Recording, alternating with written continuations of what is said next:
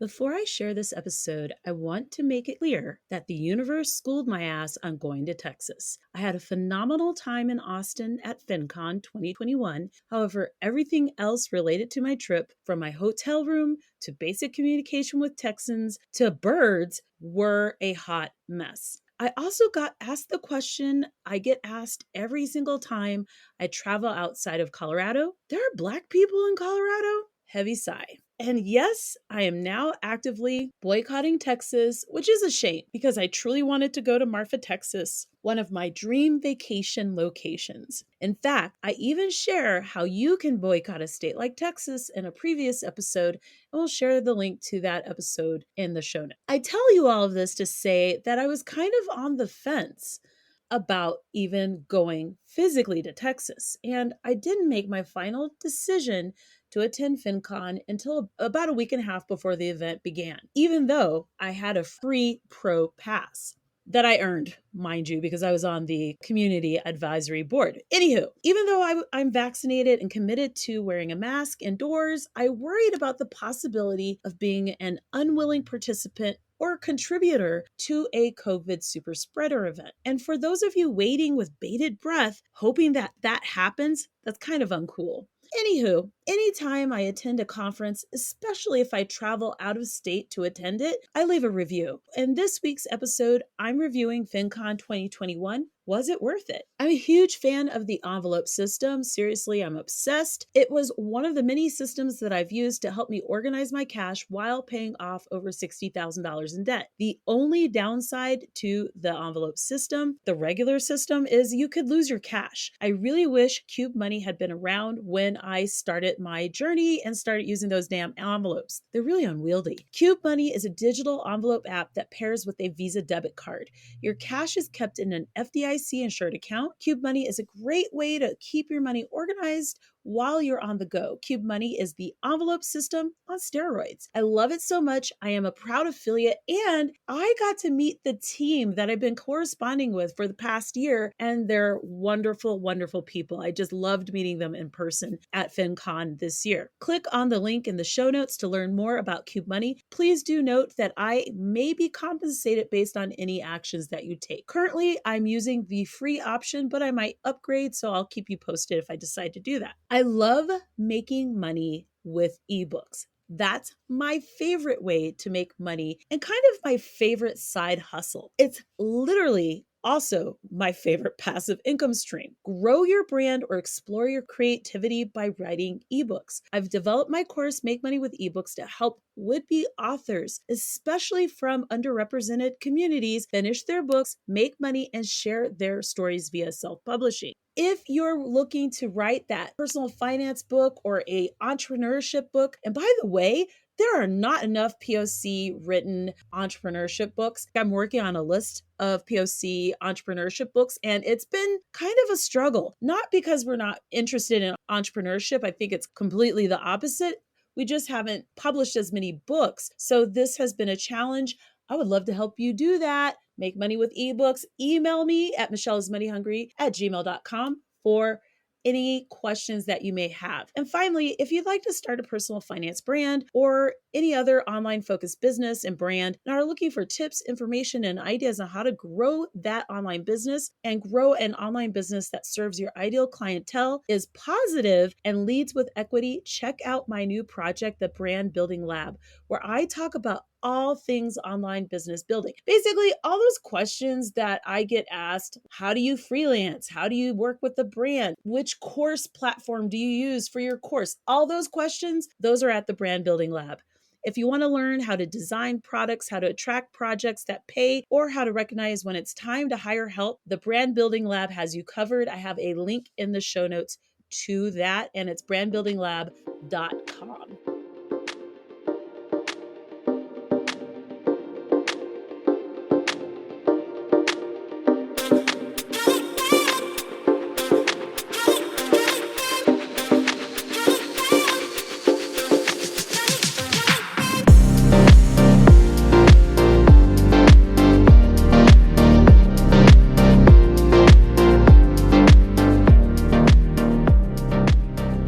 FinCon 2021 officially was my seventh FinCon event or conference. I've attended the following FinCon conferences in the past: Denver 2012, St. Louis 2013, New Orleans 2014, Charlotte 2015, San Diego 2016. I really like that one. Actually, I liked them all. Dallas 2017. I missed Orlando in 2018. I missed the epic party at Washington, D.C. in 2019. We all know what happened in 2020, freaking COVID. So Austin, I did attend in 2021, and that was my seventh FinCon. In fact, it kind of amazes me that that was my seventh FinCon, given that there was a huge 5-year gap from the last time that I attended in person. It just doesn't feel like the time went by so quickly, but it did. It's also important for me to share that right now, I'm just not myself. And I don't mean just because I'm fluffier. I just, like, mentally, I'm just a little preoccupied. And even though I'm beginning to feel more and more like before, I do know that I was a little more reserved at this event, and I had a friend who mentioned it. The event ended up feeling in many ways like a complete reboot. In fact, the vibe was super chill and reminded me of the third FinCon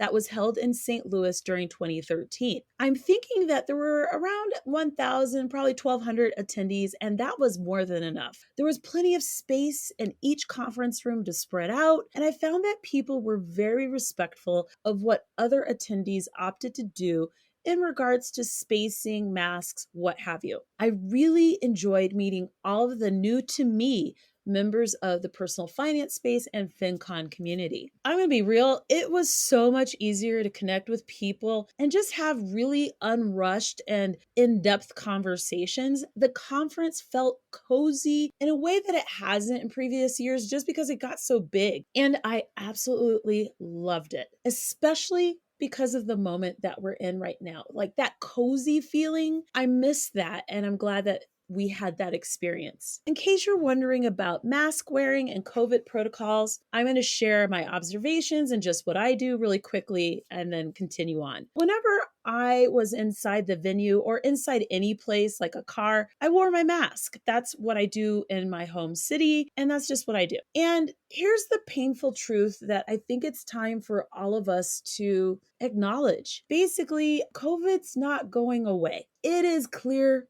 the writing is on the wall. COVID's here with us. Like that really annoying cousin or relative who borrows money and never pays you back and then always asks again. They never seem to go away. That's COVID. Now, there were definitely people wearing their masks, and absolutely there were people who were not. And basically, attendees managed themselves and kept their traps shut when other people were doing something contrary to what they would prefer. Now, personally, I would have preferred to see everyone wearing masks indoors, but I knew from my experience here in Denver, an incredibly progressive city, that that wouldn't be the case. Now, Denver does have an over 80, it's like 85%, I don't know, some high percentage of the citizens are already vaccinated. So people feel a lot more comfortable going around town unmasked. But actually, a lot of people are wearing masks here, but no one says anything if you don't. I think partly because the assumption is that you're probably vaccinated. And since Austin feels a lot like Denver, I felt like the vibe was very similar in respects to that. Also, Denver has a lot of tourists coming in from Texas and surrounding states. So basically, I share this to say I had an idea of what it would be like in Austin. I don't think COVID's going away. I think we're in it for the long haul. This is going to be with us, and it sucks. I'm really pissed off about it. The writing is on the wall. And the only people that I'm really focused on now are kids and immunocompromised folks. Everyone else, I don't have the energy for you. But for kids who have no say in what's going on around them and immunocompromised folks, I've got you. But other than that, everybody else, they're going to do what they're going to do. And it's just, it is what it is. And you definitely, if you were at home looking at photos and things like that, of course, you did see people with and without masks. We're just at the point where I have to protect myself and other folks are just going to do what they're going to do. And I say this as a vaccinated, fairly progressive human. I don't have the time to police people anymore. I'm tired. I'm just tired.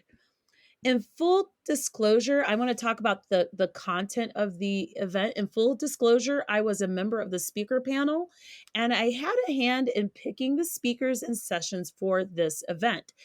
If you get a chance to participate on a speaker committee for any conference in any of the spaces that you're a part of, I really strongly recommend that you say yes. It will give you so much insight into what organizations are looking for in terms of content, how successful people pitch, and what makes a standout panel or session. It will clear things up for you quickly, just so you know. I thought I would share the 5 in-person sessions and one that was virtual, because I haven't watched all the virtual sessions yet. I've been traveling, and I'm about to travel again to attend Camp FI in San Diego, but I do want to share 5 that I really want to make sure that you watch. So the first one is Jasprit Singh's keynote that he shared with us. He is the founder of Minority Money. He was completely new to me, and dude has charisma. I'm just going to throw it out there. He has charisma, but he is so interesting. His story is so compelling. I'm not in the hustle culture that he kind of alluded to in his talk, but other than that, I loved what he shared with us. I definitely recommend his keynote, so make sure to watch that. We also randomly met watching the creepy bats that fly under this bridge in Austin. Thousands and thousands and thousands of bats. So many bats. Thankfully, I was far enough away that I couldn't smell them and no bat guano would fall in my hair. Julian and Kirsten from Rich and Regular, I fangirled a little bit. They don't know this, but I was like, oh my God, I'm so excited to meet them. They're lovely, lovely, lovely. And they gave a big ideas talk. And honestly, every time they tweet, I'm like, hey, Netflix, they need a show. Hey, Netflix, they need a show. Hey, Netflix, I need all you guys to do the same thing. I need Netflix to pick them up so that they can do their show and get paid the big money, because I love what they're doing so much. Jamila Souffrant from Journey to Launch, in her Big Ideas talk, reminded us to focus on the small stuff and just not to overthink the process and keep things simple. I think all of us tend to complicate what we're doing, and it it was so funny. She started her talk and she was like, "Yeah, I was connecting with some of the other keynote speakers, or, big idea speakers, and they were like, yeah, we got it done." And she's like, I haven't started yet. And you just need to watch it. But basically, just have some perspective and just focus on the small things and keep it simple. And I loved it. John and David from the Debt Free Guys gave what I feel is one of the best big ideas talks that I've heard since I've started attending FinCon, hands down. And part of what made this session so freaking good was that I was given so much useful content and actionable steps that I'd never considered that I could use in my basically advanced level business. I'm working with brands. I've developed products. I've coached people, so I'm kind of inching into what I would consider advanced level brand building. They shared all kinds of stuff that I was like, I did not know that. I did not know that. You know why? Because I'm not an expert at everything in building my brand. Just like any entrepreneur, there's always someone ahead of you. And so if you are looking to partner with brands, I have to say this twice, if you are looking to partner with brands, you must watch that session and do everything that they told you to do. I will literally be using their tools and guidance on Monday for a brand partnership that I pitched prior to the event.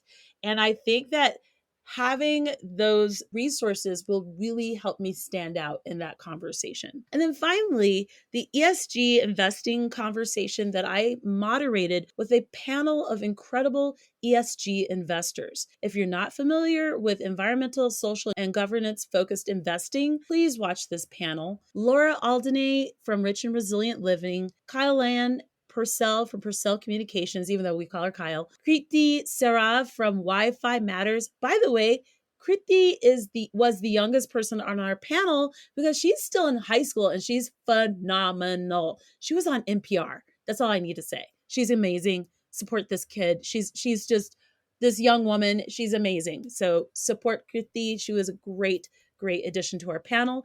And the fabulous Janine Furpo from Invest for Better. She also has a book, so definitely check out her book as well. Those were the 5 panels that I immediately want you to check out and support. And I know that it might take you a while to get that content. I probably won't get a chance to watch the sessions until December, because that's when things get really quiet and I'm not working as hard as I will be right now until about the middle of November. So anywho, check those out. So what were some of the challenges that I observed or that I felt FinCon kind of had to deal with? And I'm specifically talking about challenges while we were at the event. I hosted my own first in-person event in 2019, Money on the Mountain here in Denver. And that was hard. I've hosted a lot of events. Hosting your own event with your money is a very different beast because you don't want to lose that money.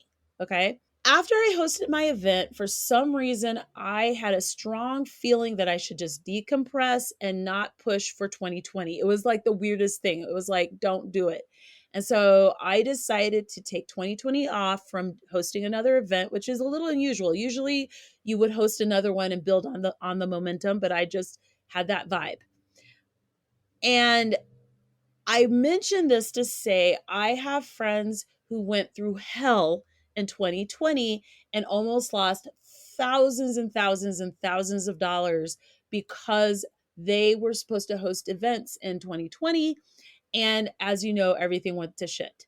So I know before I even make these comments, like I want to frame these comments with that in mind, like hosting an in-person event during a multi-year pandemic is difficult. Period. End of story. Every single event that I've attended so far in 2021 has grappled with the following question: what is the optimal amount of space to use for that event? This was the case for the Westward Music Festival that I attended here in Denver in September, for Podcast Movement in August, from what I observed. Basically, hosts are really trying to be responsive to the very valid attendee concerns about air circulation and space between attendees. For FinCon, because the rooms were so large, it kind of ate at the energy of the sessions. There were definitely sessions that felt even smaller than what they were because the room was just so large. Again, part of this was, in my view, just making sure to mitigate some of that space, like just being responsive to people's concerns that they're in too enclosed a space. But that was definitely something that I noticed, was the energy kind of was dampened because of that. I stayed off site at a bougie boutique hotel that I loved until I had a bazillion problems with billing. Everything else was great except for the freaking billing. Anywho, but this venue where I was staying was within walking distance of the convention center. Unfortunately, I couldn't walk to the convention center because I would have had to pass by some fairly large encampments that were underneath the highways. So basically, Austin is really dealing with a similar issue that many American cities are dealing with, which is unhoused Austinites and just what to do and how to support them and get them back into housing. It broke my heart, but it was definitely not a safe situation. This was clearly nothing to do with FinCon. It was just an issue that community is dealing with. So what happened was I had to take the lift back and forth, which was fine. It was 5 minutes each way, but that was a thing that I had to do. So I'm bringing this up to say that next time, I'm just staying in the hotel that FinCon has a hotel block for, period.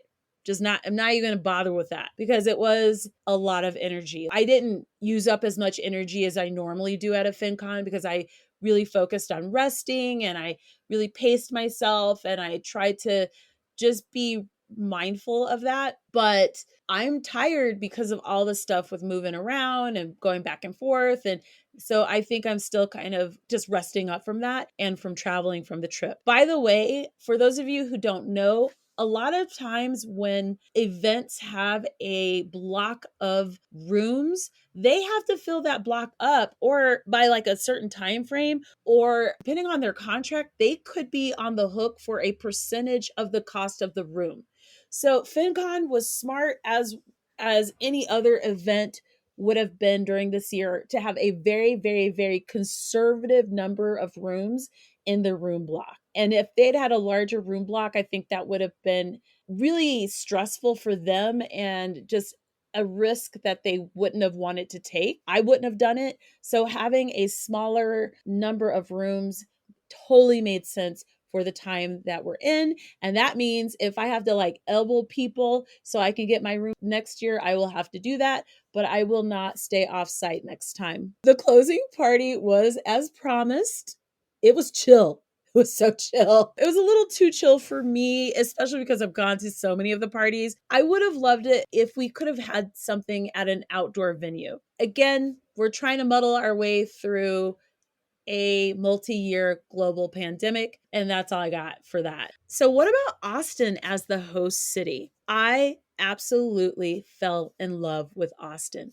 You can think of it as a small, really hot Denver with safer places to ride your scooters and a lot more water and trees, and a really cool, massive natural pool called Barton Springs that I got a chance to enjoy and hang out in. The people are absolutely wonderful. The tacos apparently are a must-have food for any meal, and I hope to never ever see one of those devil birds again in my life. They're called grackles. They're evil. If it weren't so hot, I could absolutely live in Austin for a couple of years, but I hate the heat. And alas, I am boycotting Texas. I did make a point while I was in the city of supporting local businesses and a couple of cool places while I was in town. If you're in Austin, I do want you to check out or support the following places, businesses, so on and so forth. Earth Rides.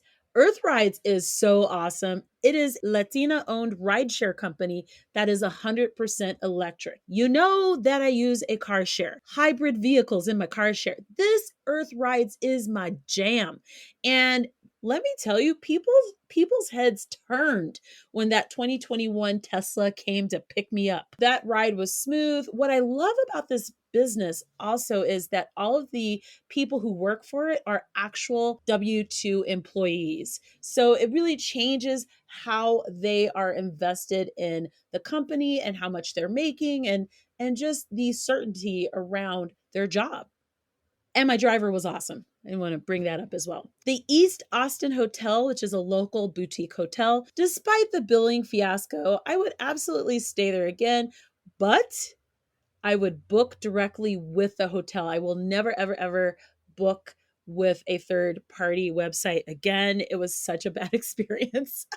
The East Austin Hotel is super cute. It's a beautiful little property, great location. It was a wonderful place to stay and very quiet too during the week that I was there. Revival Coffee. This is a Latina owned coffee shop. And first of all, the coffee is amazing, but the shop itself is gorgeous. It is so beautiful. It's so perfect for social media photos. What's cool about this coffee shop is that it also shares a courtyard with some food trucks. And one of those food trucks is El Mango Feliz. And El Mango Feliz is basically doing the Lord's work by making delicious tacos all day long. I went for breakfast tacos. They were delicious, but definitely if you're in Austin, check them out. And then finally, Nails on Fifth. I got my first manicure since 2019 and I loved it. I loved it. The owner was hilarious when I returned after ruining that manicure, and she just shook her head and laughed at me. It was hilarious though, because she did such a beautiful job, and the massage was amazing. She massaged my hands. I had my squishy bag with me and my other bag, and when I picked them up and went to the hotel, it ruined 4 fingers worth of the manicure. I've got 10 fingers. So then I went back because it was close to the hotel. I went back and I'm like, I'm really sorry. And she just shook her head. It was hilarious. Anyway, so definitely check that out. So what's my overall verdict? Was it worth it for me to attend? It absolutely was. And I loved all of the hugs, conversations, and in person time that I truly missed during the past couple of years. At this point, I've actually begun alternating the years that I attend my favorite conferences because there's so many out there doing different things.